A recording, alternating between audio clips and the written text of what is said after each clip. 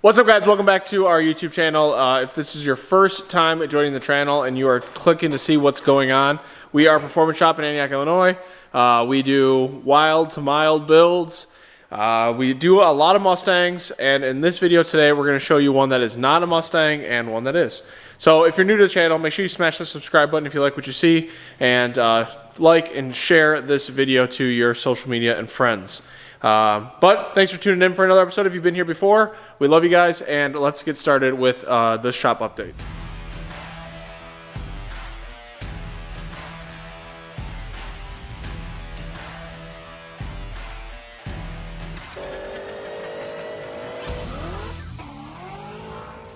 All right, so this one's been lurking in the background a little bit. You guys have been seeing it for a while. It's this red 2013-14 Mustang GT.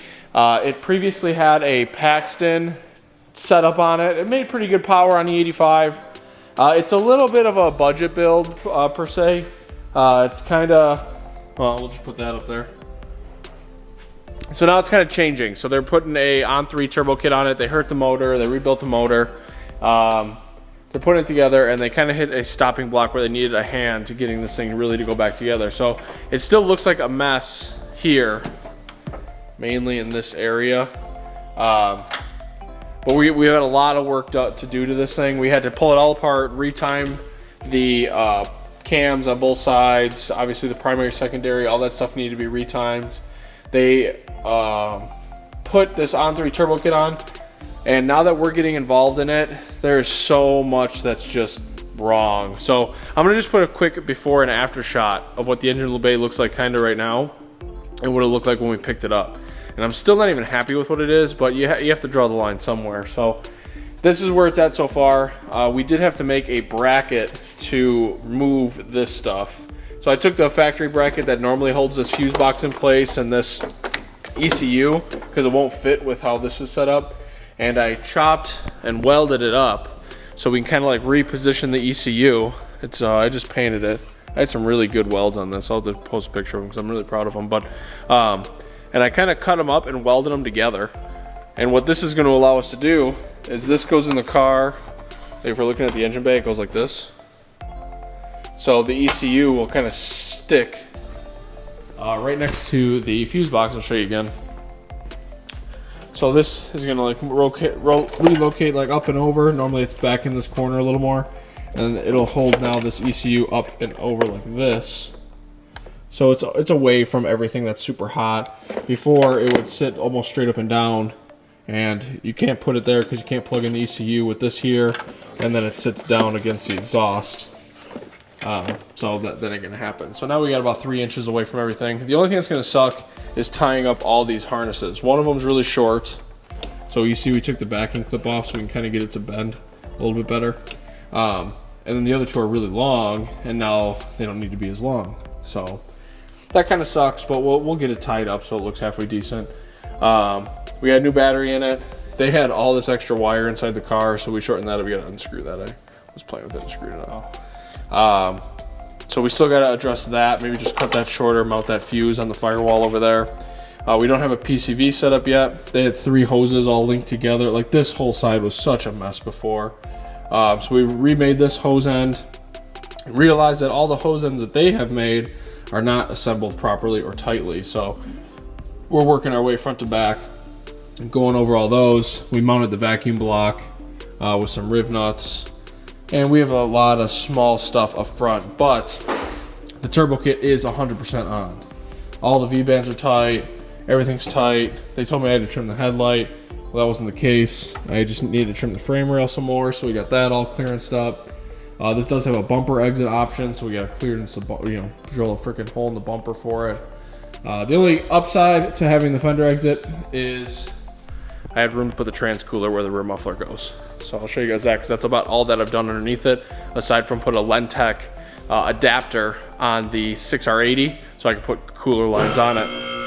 So I got that there. That's all mounted. It'll just be an ignition hot fan. So once the ignition hot is on, it'll be going, and that's about it. So that's the update on the on-3 car. Nothing too crazy, but we have to get it out of here because we had a lot of projects that we want to get started on. This one's been lingering and it's hindering our performance on some of the other stuff. So that one's first to get kicked. I'll show you guys some other things. The SS, we haven't done much with it aside from cut the exhaust and start taking the fuel system off of it. We ordered a shoebox full of parts for this thing because we're going to be busting ass on this car. You guys will see both videos next week will likely be on this Fox body. We started to get the radiator mocked up in here. I'm going to make some different mounts. Right now I just got some rubber ones, but I want to change that. I got to get an AC condenser mounted up in here too, so that's going to kind of add to the complexity. I got to make fog light mounts. So I think we're going to focus on the front end first to get everything that needs to be added on, and then we can focus on putting the rest of the car in. So it looks sweet. We did some modification to these pieces from the Cervini's body kit to try to gain a lot of wheel clearance. Because it gets really close. It was when it's at ride height, it's like pretty much touching this. So we're gonna make a bracket to kind of like push this in, because all it needs is literally like that much clearance, and it won't hit. But the Maker's Mark spoiler came all the way to the tire, so I ended up just trimming it back, rounding this corner like we did on some of the other chin spoilers on Fox bodies, and it turned out really nice. Looks good. That's it for this car. One of the main videos you guys will see next week is a showcase on this car, because it goes to the dyno in the morning and hopefully goes back to the family this weekend or early next week, because we're done. She's done, we're done, we're tired of each other. It was like a dream to have this car in the shop, and now it's a nightmare that it's still here. So being an Eleanor, yeah, being a it fits its character very well. All right, so I'm going to show you guys one other car that we're going to dive into it really quickly here. We're not going to drive it yet, obviously. I'm going to put this red car up in the air and then show you guys what I showed you a sneak preview of in the last video. If you haven't seen the last video, obviously I'll put a link down below or above my head. You guys can check out the last update from earlier this week. But let's show you one that we're really happy about. I'll just take you guys with me. Dan's got his car out tonight. It is so nice out. We should have went to the track tonight. Really should have, but we didn't. Got other responsibilities, unfortunately. But Dan's got the Cobra out. He just washed it. It looks sweet on the machined AFSs. Now this is the one that I want to show you guys, because we did not really bring you any updates on it as we were building it. And since the light's pretty good, I'm going to kind of show you some of it out here. Now this is Grandpa's truck, spare change, loose change. We got like 5 names for it. But it's Anthony's S10 that we were planning on doing LSA swap on, Holley, fuel system, a lot of the basic stuff that makes a reliable street car these days. And then when we pulled it into the shop to start on those repairs over the winter, we realized it had no oil pressure, and we ended up pulling the motor to gap the rings and check the bearings, and it was trashed. I mean, all the bearings were trashed. The had a cam lobe wiped off of it. Yeah, just oil starvation problems. But we, mainly Dan, has been hustling his ass off on this thing to get it to the point of where it is right now. Now we're just pretty much working on final tuning, and we're having a hard time keeping it cool. So we're probably gonna be looking at like a fan radiator setup, because we ended up putting a GT500 heat exchanger. This is only one of probably the couple of reasons why it runs hot now. But we put a GT500 heat exchanger in the grill. It looks so sweet. But that's like all the airflow to the radiator. So now it goes through a 120 degree pre-warmer and then through the rest of the radiator. The interior on this is not 100% put together. So we have realized a few new things on the Holley Terminator products. You cannot have an auxiliary therm resistor input wired into it. So fuel level sending units use a thermistor type or ohms of resistance to read fuel level. We planned on just pinning that into an input, which we did. Then it turns out that input cannot be a thermistor. It needs to be a 5-volt reference, and then you got to add a wire, an output, and ground. And so we're putting a expansion basically kit onto the dash, which will allow us to run the fuel level sensor into it and the left and right turn signals into it, so we can put those on the dash. because it does have a Holley dash. But anyway, that's why I want to show you guys that the interior is not 100% complete yet. It was, and then it came back apart.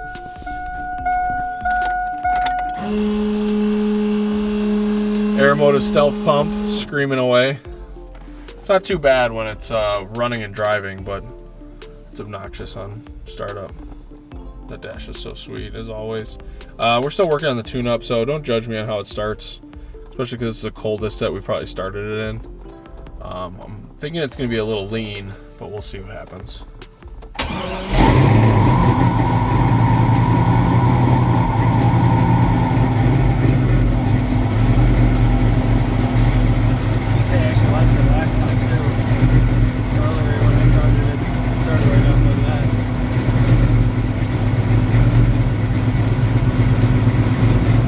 With the Holley dash, we got all sorts of auxiliary stuff on here.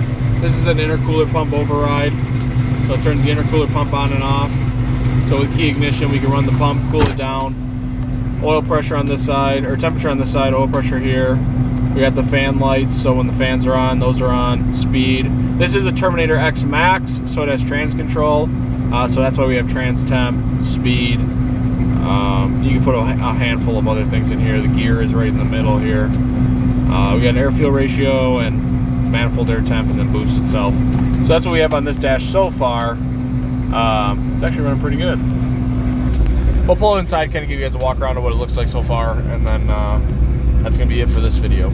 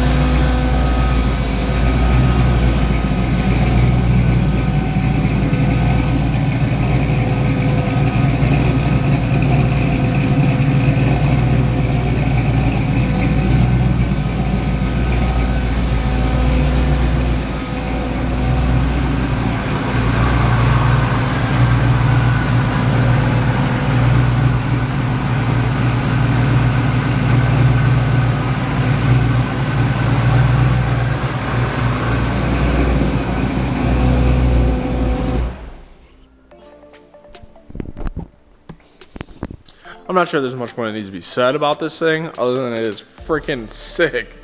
So there's a lot of, not a lot, but there's a few things that are remaining on this build, but for the most part, she's pretty much ready to rock and roll. Once we have the fan radiator situation set up, we have an idea what we're going to do with an intake. We're kind of going to probably have to do pie cuts to make this radius, but up and over the alternator, and then put an air filter down in this cavity. Yeah, don't mind the hoses. Which ones? Oh, this one. This one, that one. Yeah, these are kind of temporary. Anything that's got coolant involved is now temporary. We're trying to figure out the most efficient way to set some stuff up. But this thing turned out so awesome. We're so happy with it. There's a handful of things, obviously, you can get lost in every single project. So, you know, like this core support, this was previously done by the last or the original swap people. We would like to redo that one day, but it's just not in the cards right now. The hood strut hits on the fuse box here, so it doesn't really like close on this side all the way. So we got to kind of shimmy that over, get that fixed. You try to drill that rivet out, kick it over, should be all right. And then obviously you guys, I already told you about the input stuff. And I'm not really crazy about these mufflers or the exhaust system, but once again, not on the list of things. When you're building a car, then all of a sudden it needs a motor. Kind of washes out a lot of those extra things that you were planning on doing along the way. because obviously, surprise, surprise, putting a short block, which turned into putting a long block in it, is not is not a really cheap thing. So I do want to tell you guys about the engine on this. This is like a budget forged combination. It's not really like a stock bottom end deal. It just has rods and pistons in it, but it does have, more importantly, it has MJE, Mark and Wea performance, basically. His new Velocity Series heads on it. These are as cast 257s. We're super pumped to see how they perform on here. Yeah, one of the first sets that he's made as cast. They don't even have his name on them. Like, now they do, which is cool. But we have Harlan Sharp rocker arms with that, so it's gonna, it's got a really stout valve train, good valve springs, good, nice sized camshaft. It should go to 7,000 RPM relatively easily. But with that freaking blower on top, this thing's just gonna make gobs of torque, and that's what we want. So 6 liter with an LSA, 4L80 with all the trans control and the Holley. It's gonna be a super sweet sleeper. Anthony's working on getting a tonneau cover for it. We do have one right now, but the problem is by putting all these tanks in the front, because we wanted to be able to utilize the back for fuel tanks and stuff like that. If this car ends up on any kind of drag week type situation with us, which is our goals for next year, this is kind of gonna be the cargo hold. This has got to be the one that kind of transport everything. So we'll probably end up pulling it down to make it reliable. Not that it can go that fast without any kind of NHRA stuff in it anyway, but we want it to still be trucky. So the current tonneau cover anyway doesn't allow you to like flip the front open easily to put fuel and ice and everything in it. So we're probably gonna go to like a rollover one, but it's like there's like 10 things left to do, and that's like 11. So we're not super worried about it. We are happy with everything else on it though. Looks great. You guys are gonna be seeing a lot of this thing on the channel because Anthony's nice enough to say pretty much we can take it whenever we want. So we will be showing you guys in a showcase. It'll be at the track. It's gonna race in Anarchy.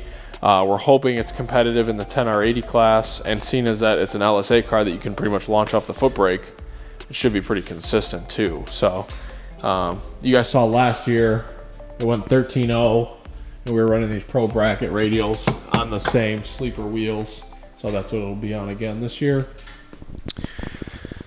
But yeah, super awesome, and thank you, Anthony, for letting us put it together, letting Dan put it together, and letting us build this thing for you rather than you getting on 2 wheels again. We'd like you to see in a street car or street truck in this case, and I think you allowed us to put a really sweet package together for you, and I think this thing's gonna be a lot of fun. It's only gonna be a lot of fun.